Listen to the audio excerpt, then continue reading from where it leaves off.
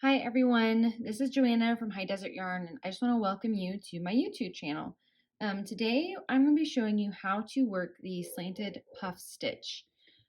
This is one of my favorite stitches for the texture, for its ease and simplicity, and just it's kind of meditative whenever you get in the groove and you start working it.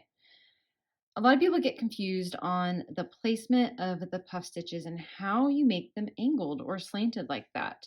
So I'm going to take you step by step, walking you through this stitch so that you can master it on your own. So I will be starting it into a base of the moss stitch or the linen stitch.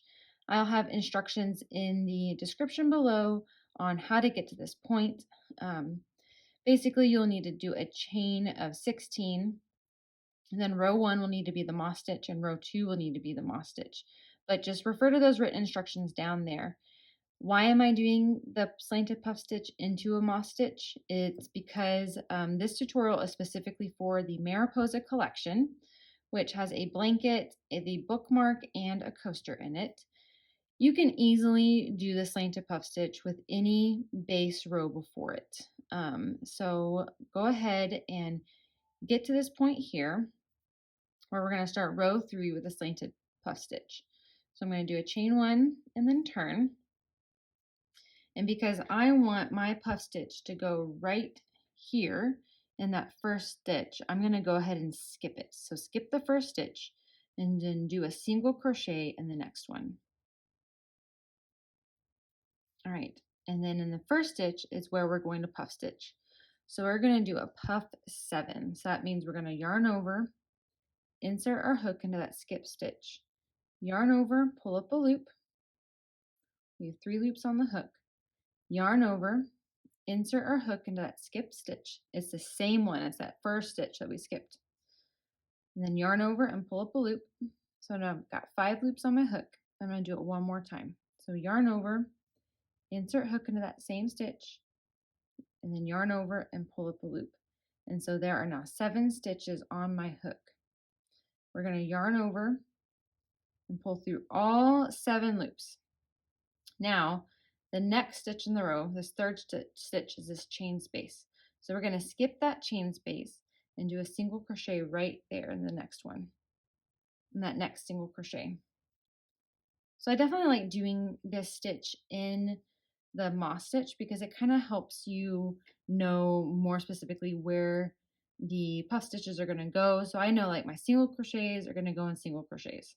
I know my puff stitches are going to go in these chain spaces. So now repeat the puff stitch to go into this chain space. So yarn over, insert your hook, yarn over and pull up a loop, yarn over, insert your hook, yarn over, pull up a loop, and do that one more time. Yarn over, insert your hook, yarn over and pull up a loop.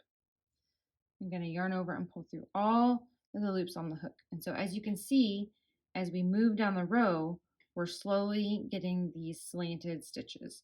So go ahead and finish out into the end of the row. Okay, so we've made it to the end. And in the last stitch, you'll have one more stitch left. We will go ahead and place a single crochet there to even out the row. So here is what the puff stitch, the slanted puff stitch row will look like. And so we're going to go ahead and do one more row so I can show you what this looks like. Right, so chain 1 and then turn your work.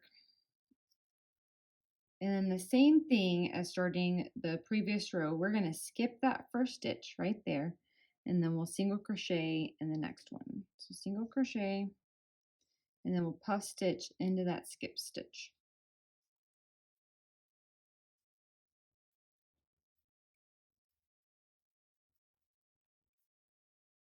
Now, just again as a reminder, this is how I wrote this crochet pattern.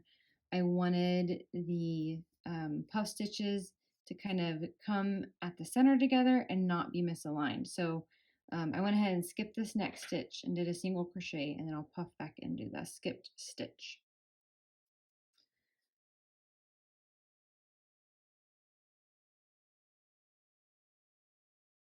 So I'm going to finish out this row of skipping a stitch, single crocheting in the next one, and then puffing back into the skipped stitch to show you what it looks like. So meet me at the end. Okay, so I'm getting to the end, and just like the end of the previous row, we're going to end it with a single crochet. So I'll show you what that looks like. This is my last puff stitch, and then I'll single crochet in that last stitch. All right, and there you have it. There is your slanted puff stitch. Thank you so much for watching. I hope you enjoyed this tutorial and that it helped you learn how to do the slanted puff stitch. Like and subscribe for more. Thanks, y'all.